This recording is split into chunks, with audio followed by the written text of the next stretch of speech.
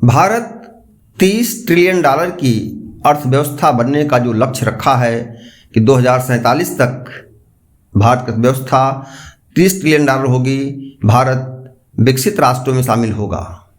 एक बड़ा लक्ष्य लेकर के गवर्नमेंट चल रही है, लेकिन इस लक्ष्य को पाने के लिए उसे अपने पूंजी निवेश को बढ़ाना होगा, अपने प्राइवेट सेक्टर को बढ़ावा देना होगा और कृषि क्षेत्र में और काम करने की आवश्यकता है।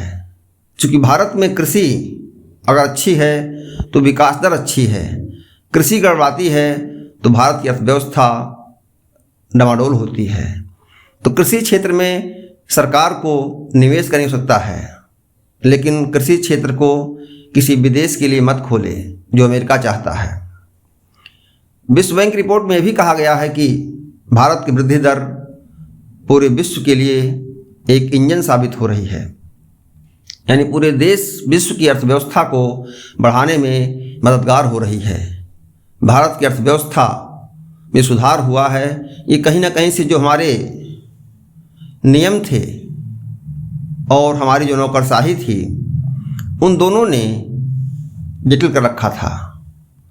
सरकार की नीतियों के कारण से, सरकार के समावेशी विकास के कारण से हर ग्रामीण का भारत के जो जनधन खाते खोले गए और जिसे जनधन खाता, आधार, मोबाइल यानी जैम से जोड़ा गया, इससे भारत सरकार अगर 1 रुपया भी वहाँ से भेजती है अपने किसानों के लिए, आम आदमी के लिए, तो उसके खाते में अब जाता है।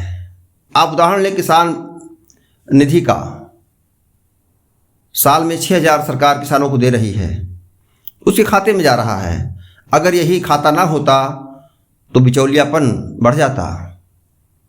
क्योंकि भारत में कहा गया था, पूर्व सरकारों ने कहा था कि हम 1 रुपया भेजते हैं केंद्र से तो आम आदमी को 15 पैसे पहुँचते हैं, बीच का 85 कहाँ चला जाता है। इस सरकार ने इसी प्रयास में शुरू से ध्यान दिया, सभी खाते खुलवाए। लोगों ने कहा 15 लाख आएंगे। 15 लाख आए ना आए, ये तो कहने वाले और सुनने वाले और उसका प्रयोग करने वाले दोनों लोग, कहा गया कुछ, सुना गया कुछ, अर्थ कुछ और लगाया गया, ये बात अलग है। लेकिन सरकार ने प्रयास किया कि 1 रुपया वहाँ से डाले तो 1 रुपया खाते में मिले, और जो प्राइवेट सेक्टर हमारा है वो विकास की राह पर है। भारत की व्यवस्था विकसित बनेगी। नमस्कार साथियों।